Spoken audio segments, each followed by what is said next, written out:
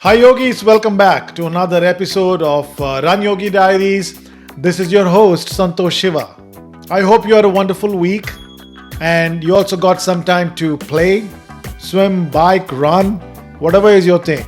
Every week, I bring you conversations with people who are on a journey of well being and endurance. I hope they spark some possibility in you, leave you with some tips, and perhaps some inspiration to perspire. If you like this channel, consider subscribing to it. Hit like if you like this video, and leave your comments below and let us know what you think. This episode is also available on all major podcast platforms if audio is your thing. Extremely excited to have Santhosh Padmanabhan in the show today. Santhosh is the founder of Runners High, a community-based coaching organization he created almost a decade ago, which has now spawned across Bangalore. And he is not just been a coach, but also someone who's followed his heart to leave US to India to use running as a form of empowerment of society, especially with children. So we get behind the scenes. Hopefully we take back some inspiration and perhaps take some action that are aligned with our own passions and dreams. Let's dig in.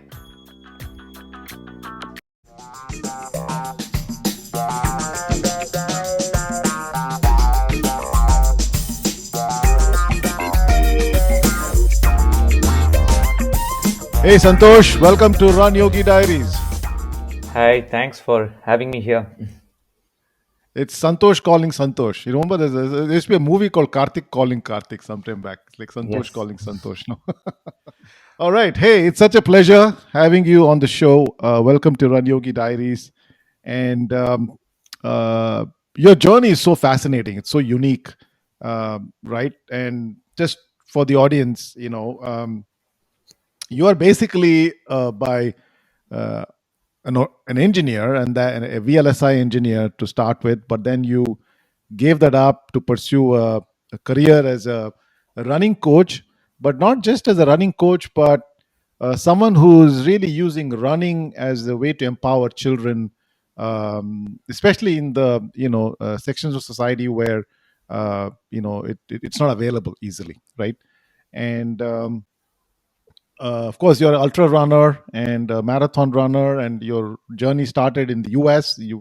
Right in my neighborhood in Texas, Austin, Texas, and you're also founder of Runners High, one of the probably the pioneering, professional coaching for running in Bangalore, and now it's just sprouted all over the place.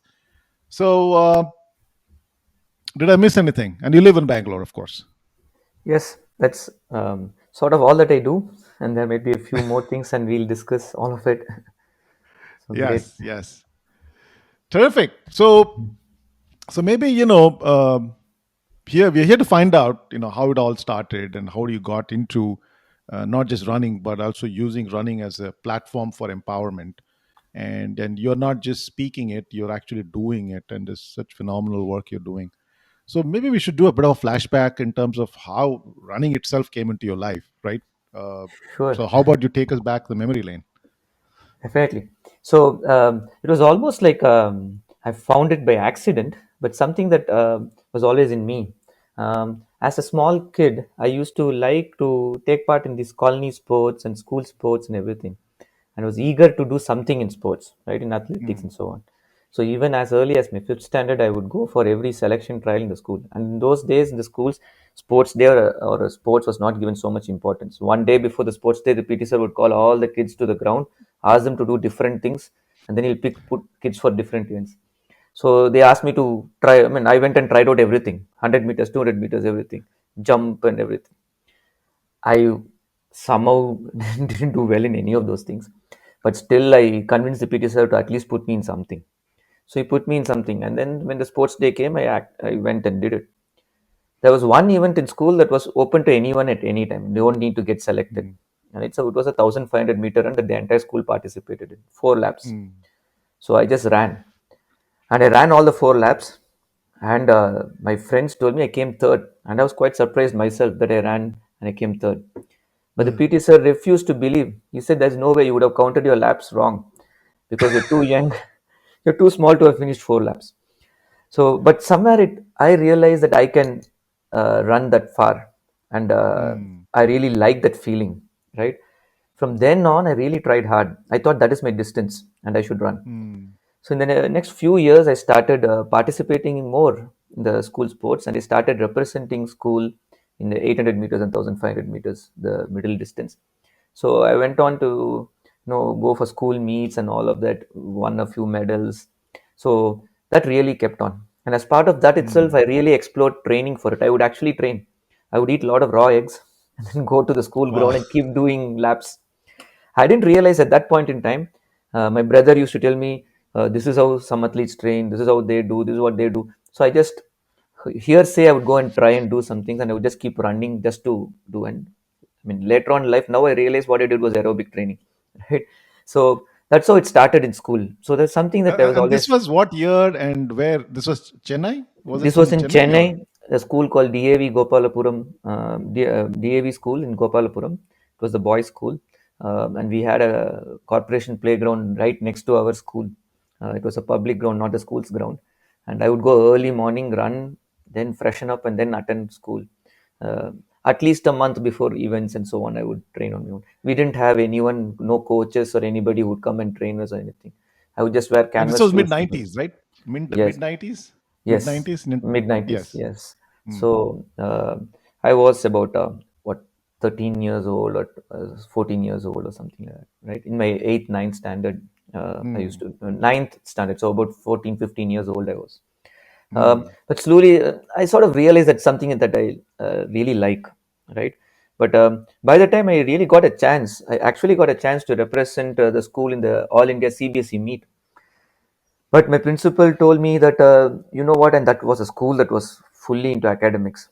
They didn't think much about sports. They thought it was not so important. Okay, so they, That's so that was usual. That was yeah, how it that was, right? and that was the case with almost every school in Chennai in those days, right? So Right. I mean, I was told that you know what, don't waste your time on all of this. This is not going to give you bread and butter. So you better focus on your academics. Your board exams are coming and all of that. And so I didn't go, but I sort of stuck with me. I felt I should have gone to something that I really Mm. liked and wanted to do. But anyway, the exams happened. Like all other students, I was trying to get into IIT. I was trying to get into Pilani. All those things happened. I didn't get into any of those, but I got into REC Warangal. Now it's called the National Mm. Institute of Technology, NIT, and deemed university and all of that. In those days, there were the chain of colleges called REC, Regional Engineering Colleges. Mhm. So I got into REC Warangal, went there. I was a bird out of a cage. I felt so free. So I freaked out. So in college, and you know what? So I started partying, and rarely attended classes and all of that. Used to smoke, drink, all of that happened. Um, but somewhere the running was still a constant in my life, and that's really Mm. surprising looking back at what it was like. Right from a kid, running always used to be there. It was a constant presence. Maybe I didn't recognize it enough, but it was still there. Mm. So even in REC, they had one college sort of on Independence Day, one run or something. And as soon as they say Mm. run, something ignites inside me. So I just go and participate. So I went and Mm. participated, and I did well. And I felt the PT sir said, "Why are you wasting your abilities?" Why he knew that I was smoking. He said, "Why are you smoking? Come and do some training and do something about it." So during the college meets, again in an engineering college, students seldom look at sports. They all are very Mm. into all of other things. Either they're one extreme or the other extreme. So nobody, Mhm. maybe games they were interested in, football, cricket, but no one went into athletics. So I just went Mhm. and showed up, and 2 days before the event, I would go do something. Then I also represented college in the 800 meter and Wow. 1500 meter. And But it was only the regional engineering college meet. I didn't go very far. Mm. It was never structured training. Again, there was no coach or anybody. I just used to do rounds like Mm. always. But when it was an event, I would just try and run as fast as I can. Um, that was my brush with running in college. I still used to like running. I still used to do even during my ragging. I mean, I don't know, I can't use that word now because it is illegal, it is banned, everything. But in our days, it was commonplace. Seniors used to, it's in the US. It was a form of socializing with Correct, juniors. correct. It was sort of initiating them. No, it's called hazing in the US. Here it is called Yes. ragging. So one of the seniors told me to just run. He asked all of us to run, and he chose the wrong person to do that with. So I ran a few rounds. Then he said, "This is not enough. Keep running." And I kept running. After a while, both of us got involved in it. He was so interested in knowing how much I can go, and I was very keen in running. So he said, "Hey, this is really cool. Yeah, can you do one more? Can you do one more?" And I keep running. And after a while, after that we just went off, had a chai, we got became good friends. And he said, "This is really nice. It's amazing that you're running so much. How did you do this?" And all of that he was asking. So There's that guy. Are you in touch with that guy? yes, And yes, of does he course. still run? Yeah, yeah, he knows what I'm up to. They're really, Oh we're wow. good friends. Wow. So, Nice. so running was always there, right? Then came the whole move to the US because the rest of the peer, everybody were going. I also felt I should go Mm, to the US. That's where everything is. That's where the new world is. So I mm, did my GRE. Then I applied for a master's in the US. So I did my BTech in electrical and electronics, triple E in the in mm, RSU Warangal. Then I moved to the US to Madison, Wisconsin for my master's in computer engineering. mm, There, it was a new place, new lifestyle, everything changed, right? One thing stuck with me there uh, is a stark difference in the approach to education and the opportunities available. That really stuck me, and I felt it was such a beautiful. There was so much freedom. There's so many ways in which you can explore learning, and I felt there's so much that we can take back for the education systems in India. Uh, mm, Ironically, when I moved away from India, I felt there was more that I should do in India, more that I should give back mm, and everything. It was ironic because when I was there, I didn't realize in ways in which we can contribute and all of that. So I started volunteering with an organization called Asha for Education. There was a small mhm, student chapter in Madison, Wisconsin, and we used to meet up to look at explore ways in which we can help children from disadvantaged communities or underprivileged communities with schooling and education. So that mm. really struck a chord with me. And the opportunities I got in the US, I felt, why can't education systems and education in India be like that, right? So, So where did that kind of stem from? Was there already a sense of dissatisfaction with the education experience, and you just happened to bump into a better or a different yes, experience? I did have a dissatisfaction in the sense that Hmm. you're always under pressure. I was under tremendous Hmm. pressure when in India through the education system. You're always told to score higher marks, and when and you if you do something, that's not enough, right? Hmm. It is like the neighbor's son is doing better, that sort of a thing, right? You're always under constant pressure, under constant comparison, competition, and I really my Hmm. heart goes out to children, right? Hmm. That they have to go through this sort of a thing, where it's become like a factory. You create products, Hmm. the good quality products are there, the rest are chucked out, right? So and that even as a kid, I sort of realized that even Hmm. and through college, even in college, that's the age you rebel, right? So for in some way, I rebelled by not going to class because of this. Right? But I Hmm. would somehow study at the last minute and score marks and all of that. But I sort of hated the whole system, which was so Hmm. focused on exams and marks, but not real Hmm. application or how you really make a difference in others' lives. Right? Hmm. Uh, Got it. and when I moved to the US in my masters, when I got chances to do projects and all of that hands-on stuff, then I felt, why can't we do this even earlier? I mean, why Hmm. can't kids learn through experience and all of that, right? Uh, Doing things um, rather than just storing information, right? Hmm. Hmm. And so that sort of stuck a chord. At the same time, I also felt access to education itself was a big question mark. Forget how we learn. I mean, getting Hmm. the chance to learn the way we are learning, that itself was a big question mark. So many children didn't even get to go to school. So uh, we wanted to do something, so I got involved with that. Running that phase when I was doing my masters Hmm. was nowhere in the picture. I did a little bit of sports. We had started a cricket club. If you Hmm. are from India, you will do something about cricket. So Yeah. I started a cricket club, I mean, along with a bunch of friends, and that took on actually. It became Madison Cricket Club. Uh, Hmm. But after that, I spent about 3 years in Madison, finishing my masters. And then I applied for jobs. I got an opportunity in Austin, Texas, with Advanced Mm. Micro Devices, AMD, and I moved to Austin. And it was again a Mm. new city. Uh, I mean, all my friends were in Madison and other places in the US, so it was a completely new place. Asha, first thing I did was look for an Asha chapter in Austin. There are very few people. Thankfully, around that time, a couple of more friends had moved to Austin around the same time who were Mm. experienced members of Asha in other cities. We all got together. We wanted to revive and start a Asha chapter in Austin. Mm. And we all were passionate. We shared a common passion of doing something for initiatives in India. So Mm. during vacations, when I visited India, I took my time off, visited a few organizations. Banyan was one such organization in Chennai, which worked with mentally ill, destitute women. So that was the first Mm. organization I really wanted to raise funds for, because it really I had known them when I was even a student in school, and I Mhm. felt they were doing some phenomenal job. I want to do something for them, right? So I visited the place. It really, that experience really shook me. I even wrote about it, and I felt that we should do something about it. So I came back, and we each of us had some sort of an initiative that we were close to, and we wanted to raise funds for. And we were thinking, how do we raise funds for? We even tried a small fair. Mhm. We got pulled up by the residential locality people saying that you can't do all this without permissions and in the US. Thankfully, we didn't get arrested, but we told them we feigned ignorance. And when we said we are ignorant about all of these things, quickly cancel it. But we tried different things, but we couldn't raise funds.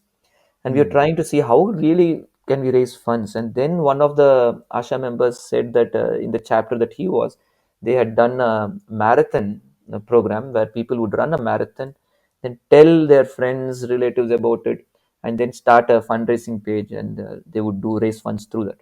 This Mhm. was way back in 2004. Okay, Mhm. so 2003, 2004, and that time raising funds through marathon running. First of all, marathon running was alien in India, Mhm. and raising funds through marathon running was even more different. Yeah. Why pay to suffer? Right. So, but that was good because now you have something different, something that catches Mm. eyeball, something that gets attention, right?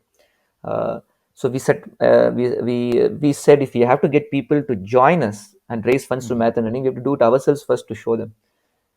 Then running sort of came back into my life, right? A few years it was Mm. off, but it was always there in the background. But now suddenly running was something that I'm passionate about, and and sort of providing fuel to the other passion, basically to make Mm. a difference in others' lives, right? So started training for the marathon. I was completely out of shape. 100 meters, I fell flat, and I thought marathon is out of the question. I don't know what I'm going to do. Mm. Struggled through the training. I did my first half and everything, but I had shin splints. I struggled, did my first marathon, crawled, ran, walked somehow, but finished. But the best feeling was when I could raise about a huge amount of funds, almost 2 lakh rupees or something, for Banyan, and that made a huge difference in my life. Mm. So I realized that how through my running could actually make a difference, and I could raise funds for this organization. From that point So on, in when I was Asha, it's a yeah, question, right? So in Asha, you're allowed to choose a target charity. Is it? Is that how it works when you raise funds? Or it varies from chapter Mm. to chapter. But yes, you can. In some chapter, I mean, in the program that we designed, there were just five of Mm. us. So we all said we'll raise funds for the projects that we are working with. Mhm. But a Mhm. project to be accepted by Asha, there's a proposal, and the Mhm. members of the chapter discuss it, review it, and then we have calls with the people on the ground, ensure that it is trustworthy. They have all the requirements, legal and Mhm. everything, and visit the place. Site visits are Mhm. important, and make sure that we know that they're doing a genuine work on the ground and all of that. After Mm. all of this is ascertained, then it gets approved, and then we start supporting. So all of this took place along with it. So I got more and more involved with both aspects. So much so that you can't see, they're so interlinked, right? The running Mm. and the racing funds. So the next few Mm. years, I kept doing it so much that I started coordinating the marathon program, basically getting people talking about the program, getting people to join the program, helping them decide. giving them confidence that they can run a marathon, working with the coaching team that would help them train, helping them set up fundraising pages, giving them information on the project so that they can raise funds. Doing this, after Mm. some time, the coaching team that we were working with, called Rogue Training Systems, said, "You guys are doing so well, and this guy is also running. Why can't he become a coach?" So they say offered Mm. a coach role, and saying that that way you don't have to depend on us. You guys can coach your runners as well. So I took up that Mm. chance. I coached. Actually, I started coaching. I became a coach as part of Rogue itself for a small honorarium, and I started training people there in the US. Around that time, I also got very curious about trail running, and I met my dear Mm. friend and coach Joe Prusaitis. And that after the first trail run, I met him at that trail run, and then it was amazing. It was amazing to hit the trails. It was a completely different Mm. experience, and I want to do more and more. So within a few years, 2004, I did my first marathon, and within a few years, I was already into trail running and ultra running. Mm. So by 2006, I did my first 50K. So Mm. it was in a trail run, and fell in love with it. And in 2007, we decided, all of us friends decided on some crazy goals. Four huge runs in the same year: 100 miler, a rim to run in the Grand Canyon, a Pikes Peak double. You have heard of Wow. Pikes Peak, right? Yes. So the ascent and the marathon back to back, all of it was done in the same year. And then the Bighorn 50 miler, that was in Wyoming. So all of these runs, we wanted to do in the same year, and we just kept running. So much so at work, my boss actually started telling proudly to all other team meetings and other places. He would say, "My team is so overworked. This guy runs ultras for relieving stress." This is how he used to. He used my running to show that his team was overworked. So, but it was a good time, and I think people at workplace, everyone appreciated what I am passionate about, and that's one thing I liked Mm. about the US. They really understood, Mm. and they would encourage one to pursue their passion, right? So they are okay with me taking a few days off for the runs and then coming Mm. back into work, as long as I get the work done. Uh, so I traveled a lot thanks to running. Did a lot of Mhm. runs, ran a lot of places. Started coaching, taking coaching seriously. Really realized the importance of a relationship in coaching. And Mm. the living example for me was my own coach, Joe. And the way he Mm. built the community, the trail running community in Austin, it was just amazing to watch. It was beautiful. Mm. Once particular scene really stuck with me when a runner finished, hugged him, and cried and said that, you made a huge difference in my life. And who would think that running could make a person cry, right? Who would Mm. think that running could change one's person in such ways that you cherish relationships? Yeah. That really no touched me deeply, and I felt that something that I want to do, that I want to change Mm. lives through running, right? Around 2007, end of 2007, I called my mom and dad over also, because I had decided I'm going to move. And before I moved, I said I want them to see a little bit of Mhm. outside India. So I made them travel. We traveled around, involved them in my decision, discussed with them, discussed with my friends, everyone. And I said, I want to move back.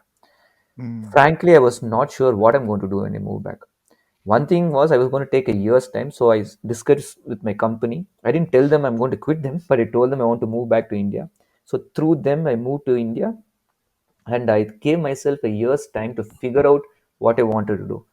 One thing was becoming clear to me, that I don't want to work in a corporate setup, and I Mm. wanted to do something, not with running, but at least with education, because that was a Mm. more motivating, or a sort of prime motivator, to do something in the field of education.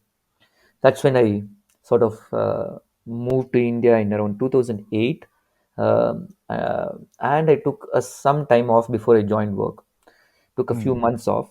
In those few months, I visited all the projects that different chapters of Asha was supporting from the US. I did some site visits for them, but I Mm. also took it as a way of self exploration, as in figuring out later in life what I would like to do, how can I make a difference in the field of education.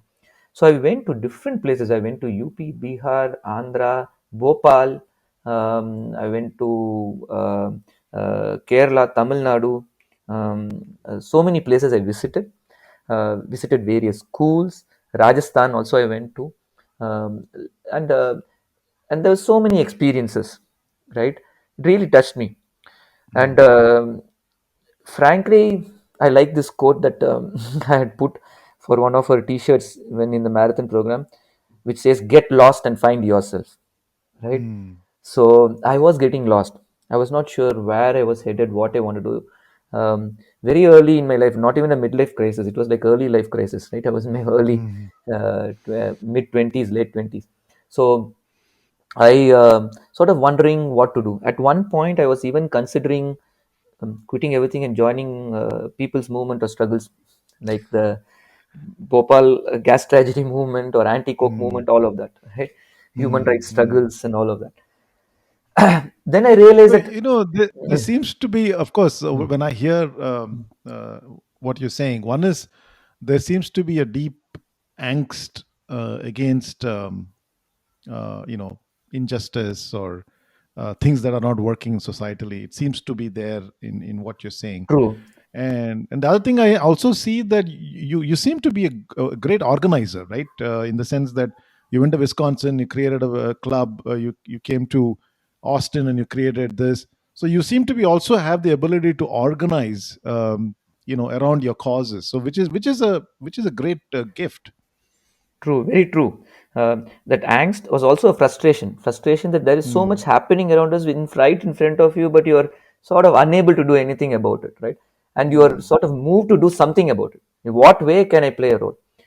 What I mm, realized was all these struggles, movements, and all of that. Somewhere you come back home, you still feel that sense of negativity. There is always fight mm, against. There's a fight. mm, There's a fight against. So it is sort of draining. No, I'm mm. not saying negative in the sense of saying that it is bad or wrong, because Yeah, who are we to judge anything, right? But yeah. it's draining, right? Yeah, And I it's felt not it's almost like the fight against dominates the fight for. yes, The right, fight for gets lost, and I yes, think that's true with most activists and correct. movements, right? Also, it was at the end of the day, why fight? Why should it be a struggle? Mm, Why can't it be something that we enjoy and we like, right? So I mm, that search, so this also played a role. That interesting. exposure was very important. I cherish and value every experience I've gone through life. I don't think Yeah. all the engineering I did was wrong. I am still applying those principles of engineering in running, in so many Mm, aspects, every aspect. I really value what I've got, and I'm quite mm, privileged to have got all that I've got in my life so far, right? So in these visits to the school, what I felt, what really struck me was, because I was a runner by then, and mm, I was looking at it, playgrounds where time where they want the children to be away from the teachers, away from class. Don't be behind me. Go and play. That is how they used to mm, treat mm, playtime as. mm. It was a distraction from academics. That is, I mean, these are the terms you hear, these are the terms you sense, these are the terms everybody agrees with in normal day-to-day life in India, right? Mm. Nobody sees PT class as something useful. They just say, "Oh, go to the PT, sir, and then two classes." And before exam, tell me which school cuts off the PT. I mean, doesn't cut off the PT period. Every school cuts off physical activity before the exams. They just say, "No, no, no, that is not required." No one realizes the importance of free Mhm. play or physical activity, right? Mhm. How much exercise plays a role. Um, and most schools don't even have a playground. That is really sad, right? Mm. And some five schools share one public playground, and soon enough, one real estate guy will come and build something there as well, right? Yeah. So it's a sad situation. So that sort of stuck with me, that Mm. we don't give the accord. Forget all of this. How many schools, how many people actually see movement, physical activity, games, or running as a way to learn about concepts? That concepts Mm. come alive in these things, not in books. You're talking about the body, human body, how the lungs work, the heart works, how your body functions. This is all physiology. And how, I mean, what better place than the ground, than for a child to explore and learn what is happening to their body? Why does their heart Yeah. start thumping when they run fast? I mean, what better place right when they're taking the break or resting, discussing with them? Why do you think the heart is thumping? Where you make them Mm. explore and get these ideas, right? And these are things that are missing in our education system. So slowly what happened was one experience was really life changing. So in Mm. Bangalore, as I was setting even in Bangalore we had a Asha chapter, and I was trying to do the same thing, raising funds through marathons. We got a group of people who were ready to raise funds. We wanted them to visit the organizations. Bangalore, it's easy because it's all close by, so we just took them to the initiative where they're going to for whom they're going to raise funds. So it was a Mhm. tribal village in Dharmapuri district of Tamil Nadu, a 5 hour drive from Bangalore. We drove there, and a group of us ran there. When we Mhm. ran there, some of the kids, and these are kids from tribal communities, mind you, they are born tough. So they came Mm. and ran with us, and they breezed through. I was surprised. Mm. I asked them, "Do you run regularly?" No, we don't run, but we go to the forest to pick wood, pick stuff, and everything. Mm. So we are used to Mm. all of this. Do you like running? He said, "Yeah, this is fun. Why not?" Then there, it's sort of, I was thinking, why not? I mean, I'm making such an effort to get old people who are trying to be fitter to train. Why can't I get these kids also to train if they love it? Mhm. And that sort of gave birth to this idea. And when I discussed more with the founders of Thulir, Anu and Krishna, this was the initiative in Dharmapuri district. They Mm. also sort of mentored me. They also said this is something that will be beautiful because nobody's explored alternatives in education in the field of physical activity. There is Mm. alternative schools. So what we are looking at is alternative education, education that breaks out of this mainstream notion of academics and marks and so on, but lets a child sort of bloom through Mhm. self-exploration and experience, right? Mhm. So if you have heard of this schools like Valley School, Rishi Valley School, Mhm. JK, Krishnamurti schools, and all of that, right? These sort of schools are called alternative schools because they break out Mm. of the mainstream norm of how education should be, Mhm. right? No exams, but education itself is a sort of a discovery process by the children, Mm. not a process of storing information alone. Huh? Mhm. So they felt this was a great idea, and why not see running as a way of exploration? So Mm. that's where it started. Then I felt, why not do this with so many other initiatives? So I started meeting with schools. Obviously, mainstream schools were just scoffed at the idea. Then there are some schools, NGOs, which are appreciative. I worked with a few schools, Ananya Trust, Sita School, Thulir Trust. Later, a year or a couple of years later, I started working with Spastics Society of Karnataka, which works with children with Mm. special needs. And I told them about physical activity and running as part of the curriculum itself, as a way of learning, as a way of exploration. Mhm. These schools agreed, and now I had something. I had a meaning to Mm. what I wanted to do, and I was ready to get on with it. But if I have to quit my job and do this, where do I earn Mhm. money? How do I sustain myself? How do I sustain the work I'm doing with the schools? If I can't sustain myself, then I'm not going to be able to do anything for these children, right? Yep. One option was to start an NGO, raise funds. I was not so confident about it. And I knew how much these NGOs are already struggling, and I will be a Mm. burden on them rather than helping them. So I was thinking, how should I do this? Then around that time, I met with a good friend. I was introduced through our common friends to Dr. Rajat. He's a sports science specialist. He had moved from India and he wanted to do some great things in India Mm. for running. And he was also a passionate runner, and we sort of stuck together. And he wanted to bring in structured coaching and training in India for runners, and I was also game for it. Then I thought, why not this? Let's train Mhm. people for running, charge a fee, which was happening in the US and so many countries already, but not in India. And that might generate an income stream that leaves me to be able to Mhm. work with the children and with the initiatives without putting any financial burden on them, right? Mm. And that's how we came up with the idea of runners high. As Mm. runners high is sort of a pun. Runners high is, one is the endorphin high you get while running, Mhm. which everyone knows, talks about it. The other is like many public schools and they call it so and so high, so many, Dipgyar high, this high, that high, right? Mm. So similarly, runners high. So Okay. working with children, right? Breaking the notion that learning should happen within the four walls of a classroom or a school, right? Mm. So that is how Runners High started along with Dr. Rajat. Dr. Mhm. Rajat, though, within a year or so, had to unfortunately move to Delhi, and it was not working out. Then I started taking off Runners High from there. In the very first initiative, we got a group of 10 people who are Mm. ready to be, I mean, who are ready to pay money in order to suffer through training.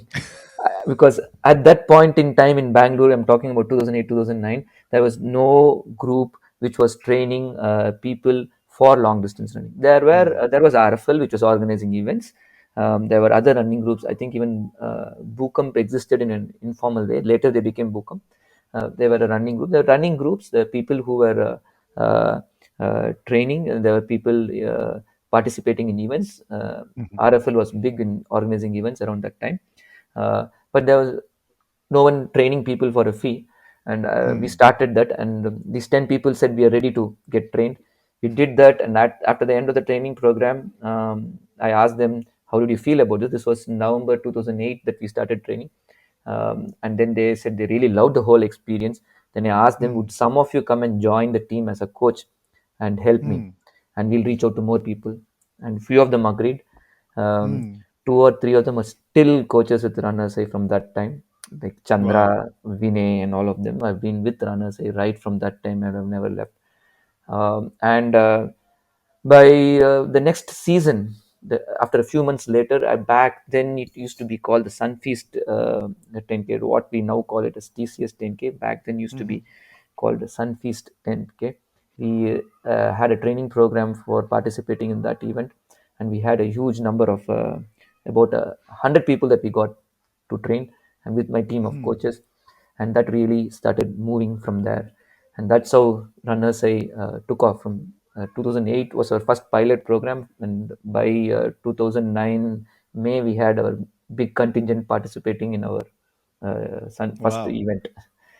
And So, what's fascinating is the fact that, again, coming back to your organizing skills, and you seem to have attracted a set of early adopters to your.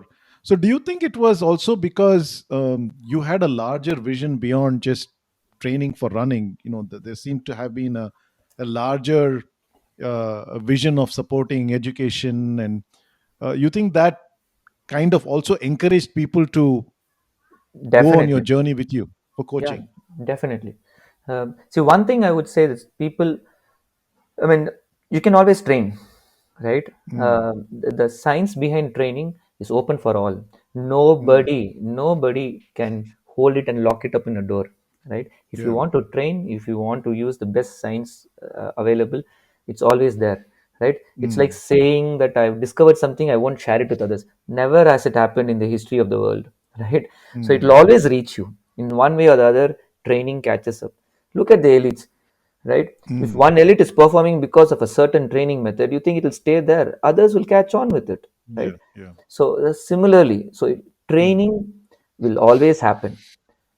What creates a community is not Mm. what you get out of training. What creates a community is the values that the community promotes, the values that the community shares, the bonding that happens because of these values. And I Mm. take pride in that. And I know that a lot of people, the way Runners A has grown, the way Runners A exists right now, is because of the values we expose. And you're very right. And that is what got a lot of people to stick with us, right? And stay on. Mm. I've got people who joined us in 2008, 2009, still running with us. Our Mm. return rate of runners from season to season is 80 to 90% of the runners still come Mm. back to us, right? So many people who are there with us in our community who have been running for more than a decade. They have been running for so long, not dropping out of Mm. running. You could have people take up running, but within a few years they may develop an injury, they may lose motivation, they drop out. But we have never had Mhm. that sort of a situation. Most of our runners continue running with us for so long, right? Mm. This motivation, also running is such a beautiful sport, and we have shared this also, right? The way you have formed relationships, the way you are exploring, the way you want to meet people, right, through running, it just Mhm. brings the best version of ourselves out. We become Yeah. better people, and we want to change lives. That is the natural instinct. I'm a firm believer in that. Inside each one of us there's always a lot of good. Each one of us Mm. is a good person by default, right? Mm. Running is one thing that wakes up that good in you and brings it out. Right. And I feel that through Runners Eye, that's been one of our purpose, to bring up Mm. something that you enjoy, and something that gives you not just the endorphin but also the oxytocin, which is the social connection, Mm. and to Mm-hmm. make a change in the community, right? And Yeah. through your compassion, so it wakes up the good in you. Yeah. Yeah. So Yeah. definitely it's been a Absolutely. binding factor. Yeah, yeah. No, absolutely, absolutely. I think that's well said. I also do feel that running is a form of meditation. It's a form of dynamic meditation. You do get into the states of meditation. Anybody who runs or moves physically at a certain rhythm gets into a state of meditation. And when you are in a state of meditation, you are, your natural sense of fear is reduced, and that leads to expression of your true state, which is the state of loving. And the word love is kind of misused, but let's say compassion, or by True. default you have a sense of compassion to life and others, but then it is over dominated by the sense of fear of survival.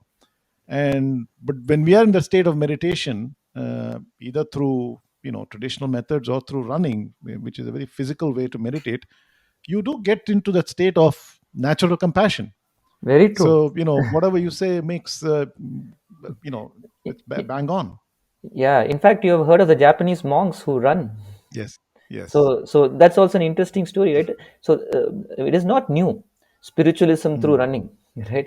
yeah, So I mean, it can be say, I mean, you can use words like spiritualism and all of that. I see it as yeah, a, I just say, keep it simple. I just say, running brings the good out of you in many different ways. yeah, I mean, just look at the yeah, people when you run, runners, and you meet another runner on the road. First thing you do is yeah, smile. It makes you happy. yeah, You smile at each other. So definitely, it plays a role. You feel good about yeah, yourself. Not only that, you want to make others feel good about themselves as well, yeah, right? yeah. I agree. It's sometimes it's good to simplify it and keep it simple. It's easy to digest. Yeah, yeah, makes So sense. great. So that's how runners came into being, right? So Mm, so that here I started. My family was quite unsure about the whole thing. Okay, here I was mm, quitting a corporate job, and I told them I want to be a coach. Um, then my dad was first a little stressed, and he asked, I was not married then. He said, so when they ask me what your son is doing, and what will I tell the girl's family? Then I said, tell them he's a PT master. He really lost it. So then, but I did my bit to convince my dad and my brother on how mm, financially viable it is. So I actually had to be, they were both were into business, so I had to show them my plan. And I told them, mm, give me 3 years time. If I can't make this work, I'll go back to a job. But I never had to, mm, because it did work. So another beautiful thing about Runners High is that while I charged a fee for training, and we were probably the first time, and nobody heard of people training, I mean, training someone for a fee at that time. The fee we charged then to now has very rarely changed. It has changed maybe a mm, little bit for GST or something like that, but it has not changed by much at all. More than 10 years, mm, I never had to. One thing was clear in our philosophy in how we ran this. We wanted to run this as a social enterprise. It was not a profit mm, making entity. We are not a corporate. We have shunned away from sponsorship. We are shunned away from giving a platform for any company or anyone to promote their products or anything. We kept it a community, but we do charge nice. a fee because people need to have a value for what they're getting. Now Mm, the fee sort of sustains the organization, and we never wanted more than that. So when we had to mm, expand, when we wanted to have more, we wanted to reach out to more people because there was a demand for it. More people came and started mm, asking. mm, Then we approached it in a very different way. We did not choose a mm, franchisee model. We didn't say you form this group and then you keep allegiance to us and pay us money back. Nothing like that. This is what we did. right. If there's a group of people in a residential community, we said you form a group of runners, get all those people who are interested. Mm, Definitely tell them there is a fee for training, collect the fee.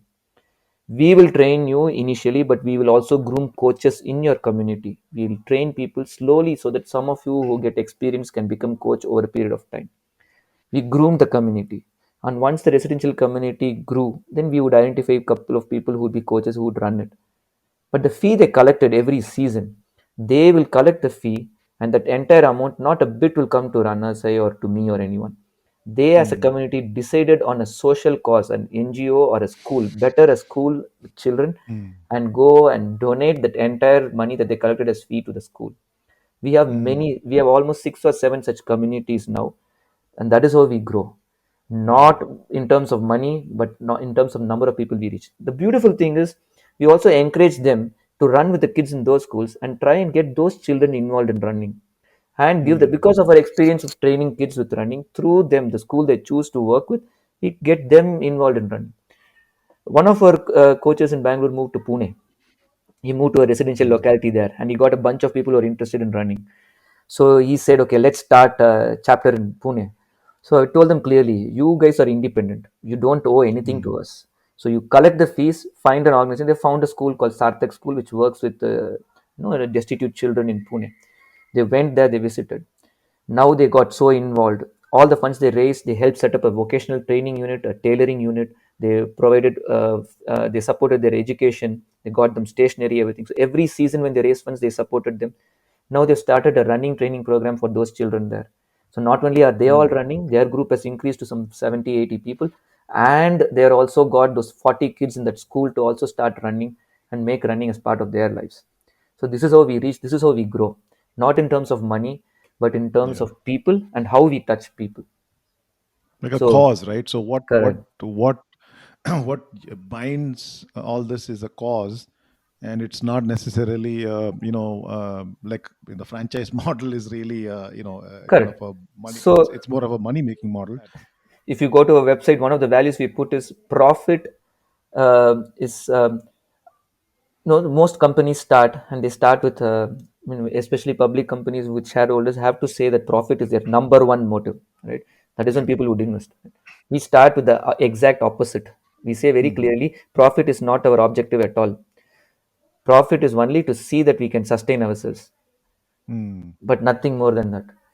As if we're not making money means we are going to disappear, we are going to be wiped out, then we have to Mm. ensure some money comes in to sustain ourselves. So I wouldn't even call it Mm. profit, some sort of an income stream that sustains ourselves. Beyond that, we don't need much, and that is Mm. how we have been always. We don't want any fancy sponsorship, we don't want any fancy promotion, we don't even spend a single rupee. Even on Facebook, we don't do any paid ads, we don't spend Mm. any money on any ad or anything for any purpose. We don't go and put Fascinating. pamphlets, we don't go and put advertisements anywhere. All we do is through word of mouth. Our runners are Mm. our best ambassadors. When they go talk about us, when they talk about their real experiences, and people actually come because of the reality in their experiences, that is when we grow, right? I mean, Fascinating. we keep it simple and real, the old way, the old school way. So there is not a single money that is spent on these aspects. Okay. Fascinating, isn't it? So it's almost like a an alternative model to mainstream capitalism, right? In the sense that if you really look at mainstream capitalism, most people are completely disconnected with the work they're doing. Most people in capitalism are there because the paycheck is there, right?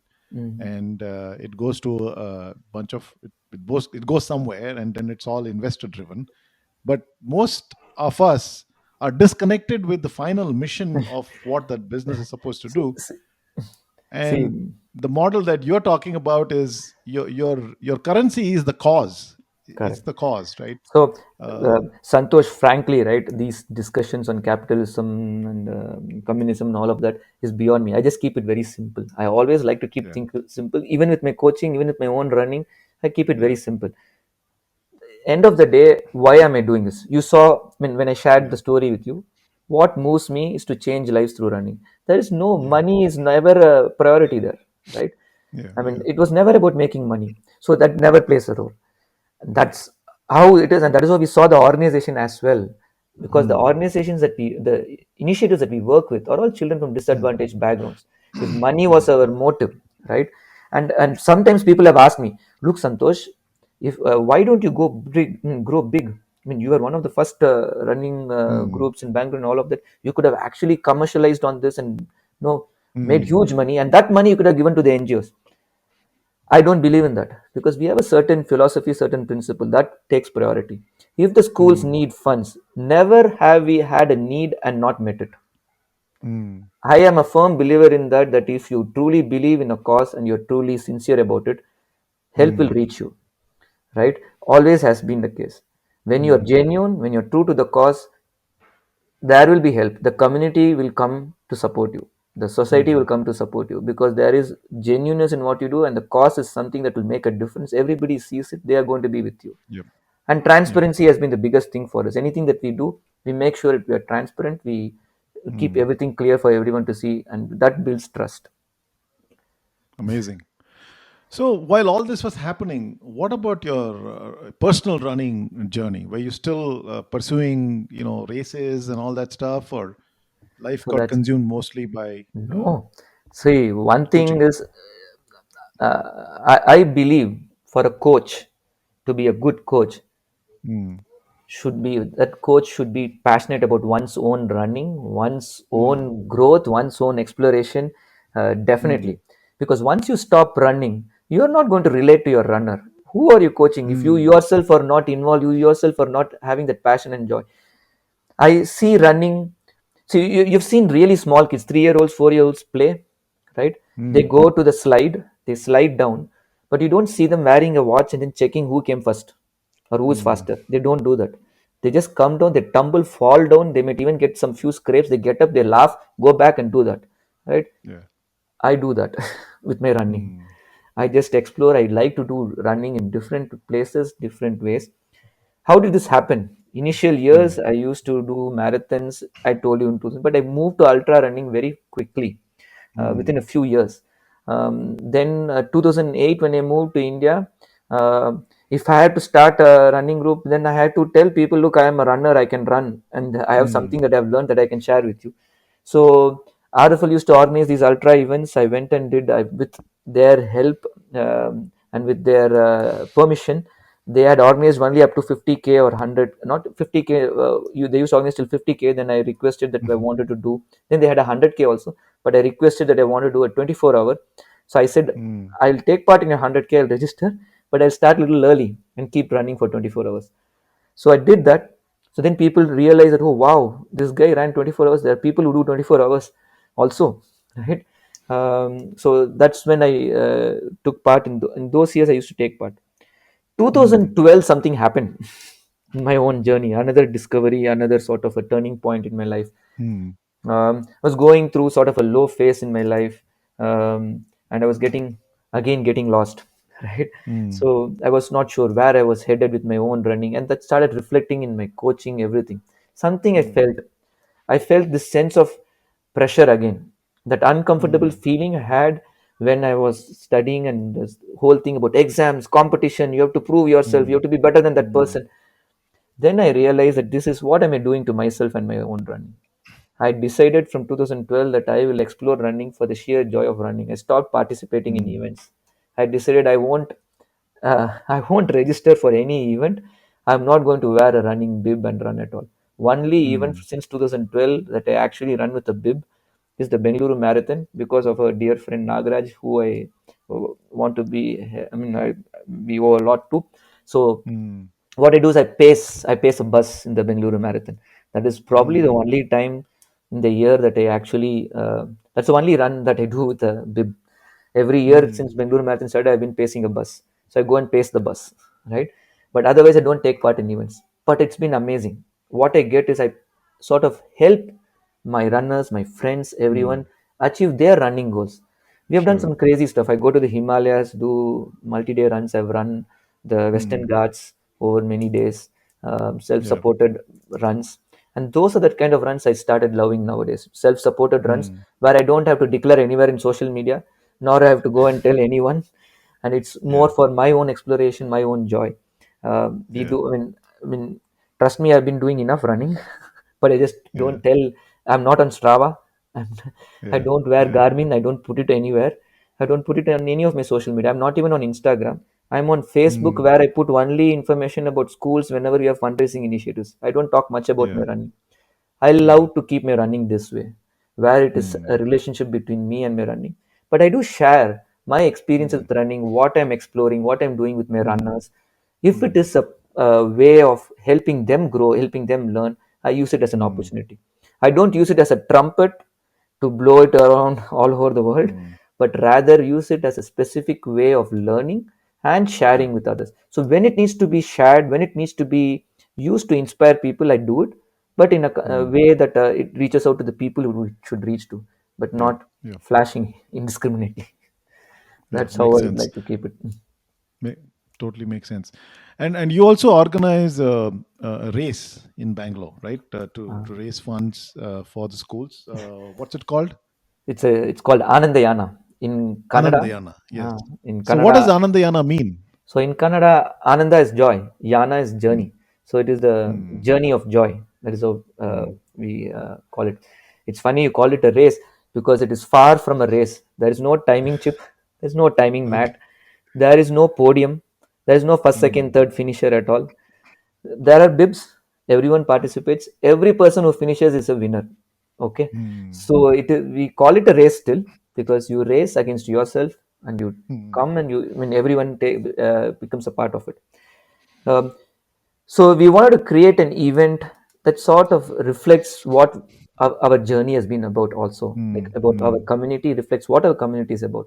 We bring together all aspects of what I've been sharing with you so far, which Mm. is the schools that we work with, the children who are running, the people who are running with us, and the larger community of Bangalore. We get them involved as well.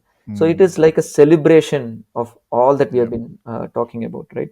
So the beauty of Anandayana is that the children are Mm. now, there is a lot of learning in this itself for the children. The children are involved in Mm. the organizing. So I have, Wow. every year we don't get somebody from outside to come and do MC. We don't Okay. spend a single rupee on any event organizer. All Mm. of them, starting from parking till serving breakfast, are all volunteers. Okay, Wow. or volunteers. And the volunteers are a mix of children from the schools we work with, the staff of the schools, our own runners from other running groups in Bangalore. All of us come together as volunteers and support. The MCs are Mm. always the children from one of the schools that we work with. They come, Mm. they lead the program, they introduce Anandayana, they welcome the runners. Zumba warm up is done by one of the graduate students who's now a fitness enthusiast. She's a fitness trainer and a dance instructor, so she comes and does Mm. the warm up for us. Aid stations are managed by the children and volunteers from running groups of Bangalore, right? Mm. And along the route, you have children cheering and all. The funds we raise from this event, all of it goes towards the training of these children for running, either towards their nutrition or towards their Mm. running shoes and so on, right? We have training programs year round for these children, and I told you how Mm. we see Mm. running as a part of the curriculum, right? The other important aspect that we take pride in is, unlike any other event Mm. anywhere, I don't know if there is one, I would be happy to know and share and learn more from them. We put entire budget out. We first put the estimate Mm. of how much we are charging each person, what are our expenses, what we hope to raise. It is, if you go Mm. to the website now, anandayana.ranasai.in, you will see the Mm. estimated budget. After the event is Mm. over, we put the actual expenses also to show them Mm. this is what we estimated, this is what happened, this is how much amount of funds we raised. And the entire funds are donated to the schools we work with. And we have all receipts for it. Anybody can ask us, we show them. So this complete Mm. transparency is unique to the event. So we wanted to create an event, an alternative, just like in the Mm. education system, we said an alternative to the mainstream. Here is also a running event that is an alternative. Mm. We are not here to say this is the way, rest all are Mm. humbug. No. We are not here to say we are better than others. No. We are here to Mm. say this is also another way and this is also Mm. fun, and give that space to these alternatives. It's okay, Yeah. right, to have events Yeah. where there is no prize, there is no competition, Mm. rather there is cooperation, compassion and joy. And you should see, I have Mm. not seen a single runner finish without a smile. Every Mm. person along the route is smiling. You look at the photos, the people cheering are smiling, the children are smiling, the runners are smiling. It's truly a journey of joy. And I mean, Yes. everybody has I fun. makes a lot of sense, and I think it also a lot of people who run, right, people who recreationally run are constantly under the pressure of that they're overweight or they're slow, and or no matter how well they're doing, there's a constant comparison that's going on in their minds, and which is also a state of how we all live generally in Correct. life, right, Very which is true. Very true. constantly in a state of comparison. I mean, if you've seen, and where did the shift happen, right? Mm. I've been a running coach and I've been part of a running community over a long period of time, right? Mm. I've started coaching and we have started runners even before the time of social media. Mm. 2008, 2009, when we started, it was just Facebook. There was not even Mm. WhatsApp. There was no Instagram. There was none of these Yeah. things. It was just Facebook. And how was Facebook used? How was Facebook was used like rarely meeting some college friends. You'll send one message. That's it, right? Yeah. Yeah. Yeah. But look at smartphones were not so prevalent at those times. Mm. But Mm. I've seen this change in the running group, in the running communities as technology has developed. There have been a lot of Mm. positives. There have been a lot of good things. There are a lot of Mm. other things also, which is not so Yeah. healthy, which has happened, Mm. right? So you're constantly judging yourself, and this is not with Mm. running. After there Yeah. is enough proof to show with the advent of social Mm. media, teenagers, Mm. children are being affected adversely. The biggest Yes. problem right now is not addiction to tobacco, addiction to alcohol or drugs. Digital addiction is a bigger challenge with youth right now than anything else. And Yeah. this is known fact, this is known studies. Yeah. Yeah. It is not just youth, it is happening to all of Yeah. us. We Yeah. are all heavy into digital addiction, right? With this sort of an environment where you're told you're not good enough all the time. Why are you told good enough? Mm. Nobody says it explicitly, but you see the rest of Mm. them, that is what you start assuming, right? Mm. How do you change? Then you need to start telling people your running is not your time. It is not how fast you are. Mm. Your running is not how long you go, right? Mm. Each person is a unique runner. Each one of you are an inspiration for what you have done, right? Mm. Remember the reasons you take up running. You take up running because you took up an activity that you enjoy, that made a difference to you, that made you healthy, that made you reach out to so many people, that made Yeah. you get so many relationships. Look at all Yeah. the beautiful things that happen that has no relation to how fast you ran, what time you're finishing in, right? Mm. Or how many events you finished, or how long you ran. It has no relation. Whether Mm. you run 100 meters, whether you walk, whether you jog, whether you run fast, however you do it, you are still a Yeah. runner. And you are a runner, and that itself is good enough for all that you are. Yeah. Yeah. So one thing that pops up in my head as I hear you is for these kids that you're exposing to running. You know, it almost for me analogy, a parallel that's working on my head is if you go to Kenya and Africa, you know, you read about stories of kids in the rural settings are running, and then today they have conquered the world of marathons like Eliud Yes, Kipchoge, the fastest, true, and any true. most marathons today is dominated by people from those regions.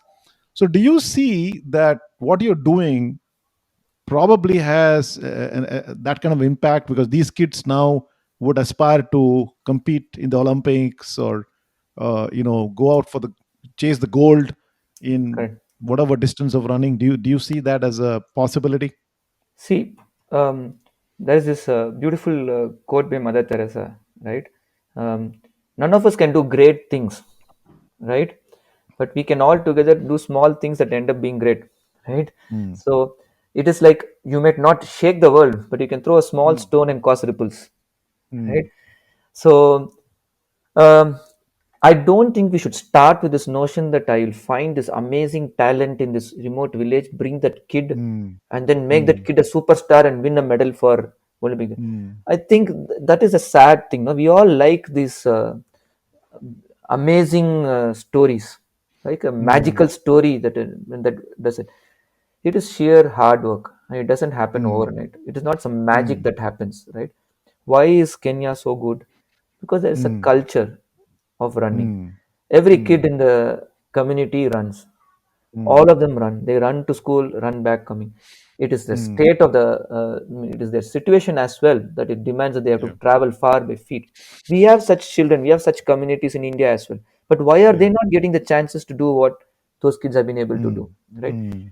We have to discover potential. If we have to Mm. discover potential, we need this idea of running, participating in events.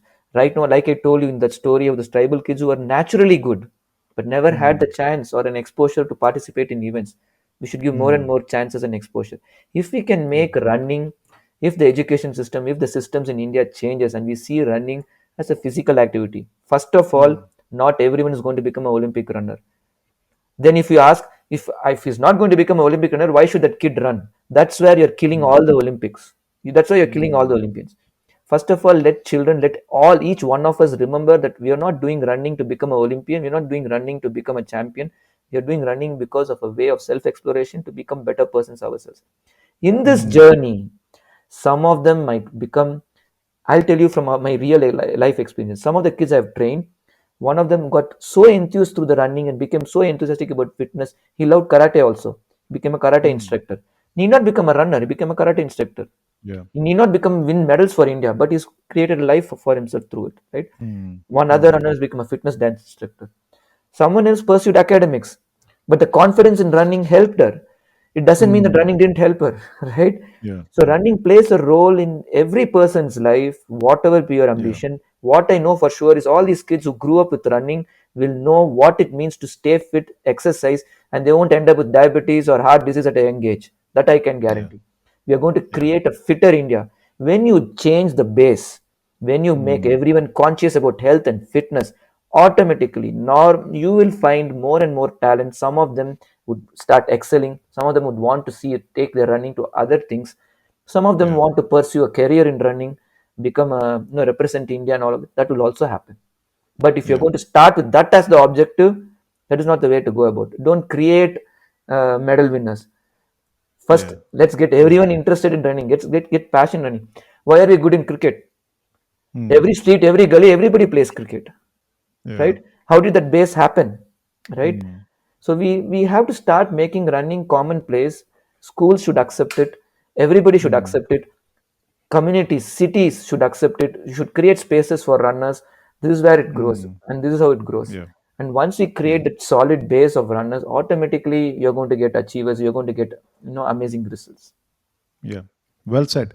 And just to add to what you're saying, right? Also, the fact that uh, you know, if running is a natural, it's a natural human endeavor. Our Correct. ancestors, ran to fetch food, and our physiology is evolved and has not changed much since then. Whether it is standing straight or having a strong glutes or being able to sweat. These are adaptations, physiological adaptations that make us natural runners. So if somebody were to ask, okay, why running, why not cycling, yeah, fair enough, it can be done, but most fundamentally, that's running is it's a natural way of You've it's a natural human expression, it's a natural human. you've read the work of Professor Lieberman. Yes, yes, Yeah. he was featured, also the book Born to Run is Professor was it. Lieberman was in Bangalore.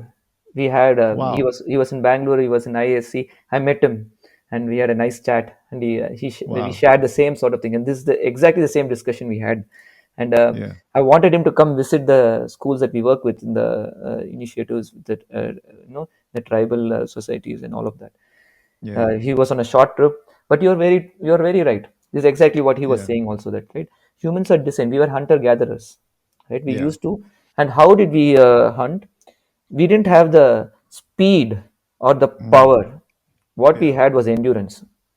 Yeah. So we would just follow a prey for days on together, Yeah. and when the prey Yeah. gets tired, that is when we got it, right? So that is Yeah. how we used to hunt. So there is, I Yeah. mean, of course, it's something that comes naturally to us, right? So some Mm. people come and I joke with my runners. Some of them say, "Can I take a break from running?" Then I say, "Do you take a break from breathing? Do you take a break from eating? How can you take a break from running?" I ask them. Yeah. So no, it is true. Running is something that comes naturally to us, and running is Yeah. something that all of us can do. there is no Yeah. there's nothing that separates. Running is a beautiful sport that no matter what your religion, caste, background, socioeconomic Yeah. background, no matter what, once you get Yeah. on the road and you run, you see each Yeah. other as runners. All the Yeah. differences You're a melt human away. being. Yes. Basically, you're a human being, and you're expressing a natural form of movement Correct. which you're designed for. Yes. Very true. It's not even made up. Amazing. So, what's next for you? So, I guess I can interpret what next, but anything that I may have missed, what next in your journey? Where are you headed with this? So, of course, we want to reach to more and more people, right? And Mm. uh, there are a lot of challenges. Of course, there is this as the running ecosystem in India grows, right? Mm. There are more and more events happening. There are more and more running communities, running groups. And I'm a firm believer that more running groups, more running communities is good for all running groups, all running Mhm. communities, because Mhm. we all are here, we need each other, we grow together, right?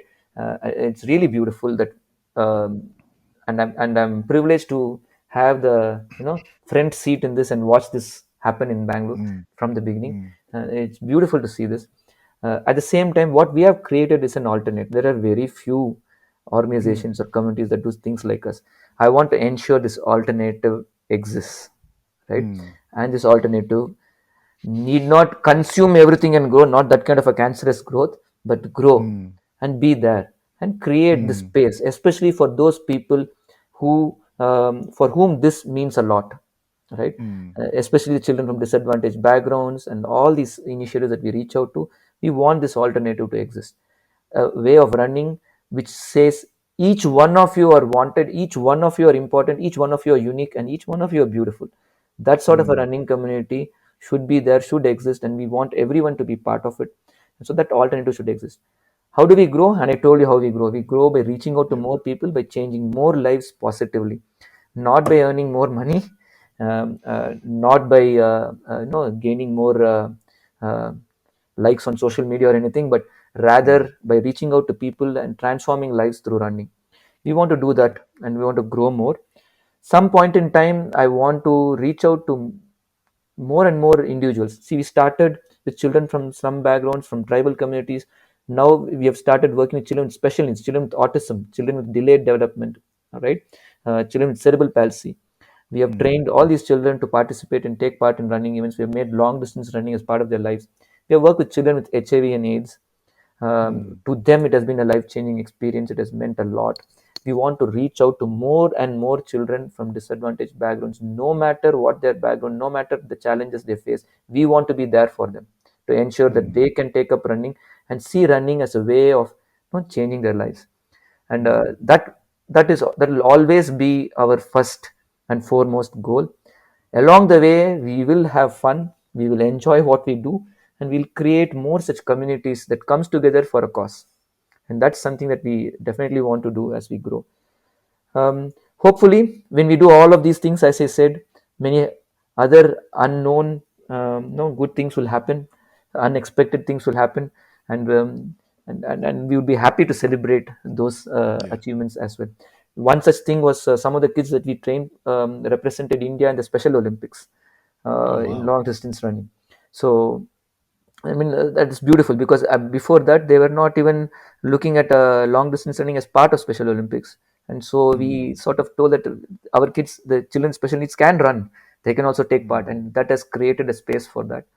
So hopefully, more such things will happen. And we will get more supporters, more patrons, more members for our community, and we'll grow stronger.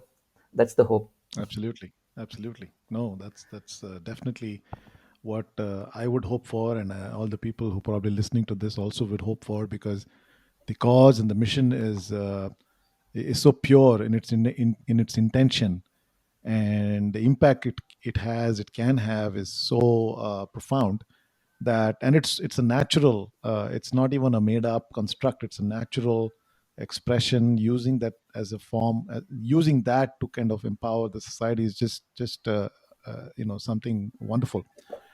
Great. Hey, so I think we covered a fair bit of width and depth of your journey and what you're doing.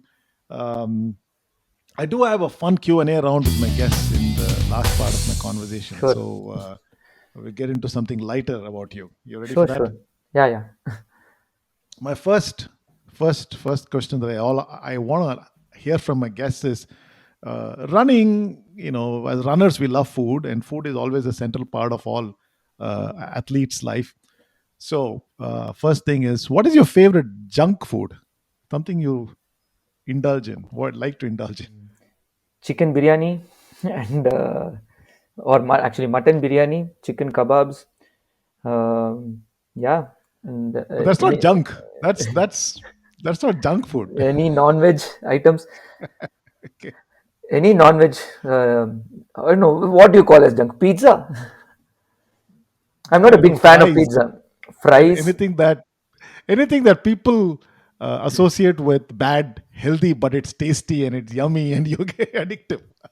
That's junk food. Okay. If you think chicken biryani is not junk food, I don't know. I'd fare very poor with this question then. That's fine. Right? That's fine. That's So fine. I don't even have Yeah. my friends really tease me. They ask me, "Man, it's been years since I've had vada or dosa." I don't have vada or dosa also. I don't like fried stuff. Yeah. No, a food that you despise. Food that I despise, bitter gourd, Despise something you don't never eat. bitter I gourd, think, huh? bitter gourd. Bitter gourd. Okay. However you cook it, I don't know. I can't handle it. That is understandable. I know That's it's really good for understandable. your health and all of that, but I still can't. Yeah. Yeah. A favorite hobby outside running. Oh, wow. So that was a difficult question, actually. I can't think what do I do outside of running. Okay, let me see.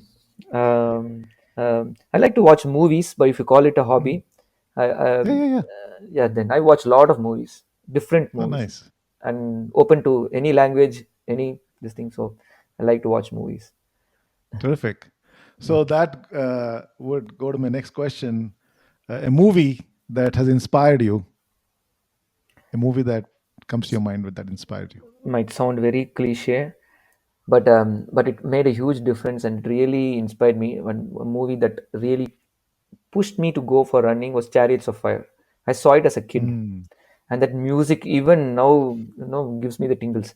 So every time I hear the music, so Chariots of Fire was one inspiring movie that really made me think about it, and many such movies. Many of these sports movies really I love to watch, Mm.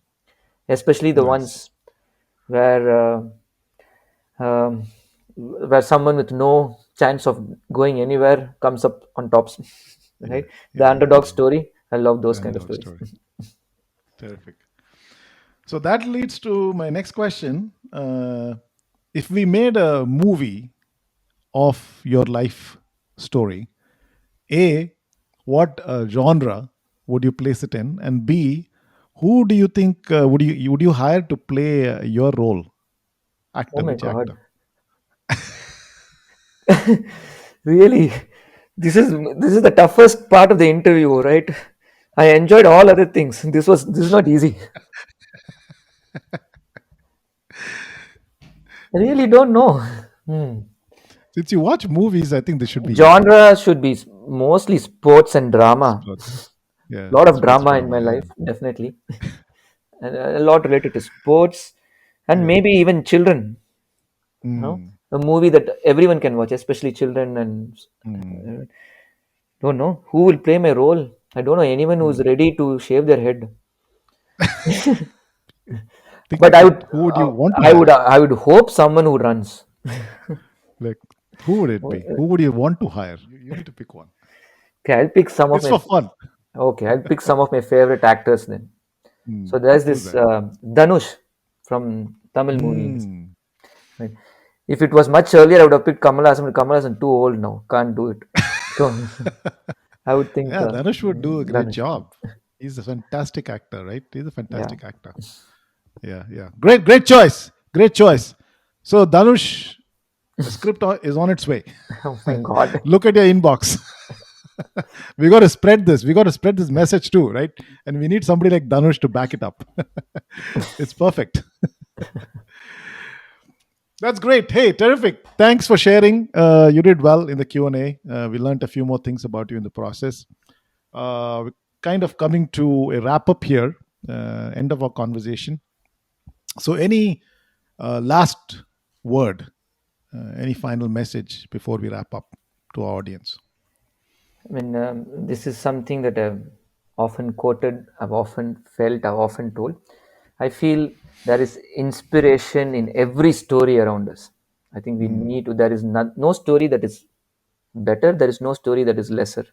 I think each mm, one of us have a beautiful story that is inspirational, that can, I feel every runner is an inspiration. mm, You might be taking the mm, first step of your running journey, or you might have been running for many years, but there is mm, inspiration in each one of you. I really admire and I'm inspired by the person who has the courage to get off the couch and start running. I also am yeah. inspired by those people who have been running and doing this for years and years together. I'm inspired by Mm, the small kid who pulls up his pants so that he can run. I'm also Mm. inspired by that grandmom who wears a sari and still runs, right? So I'm inspired by Yeah. every runner.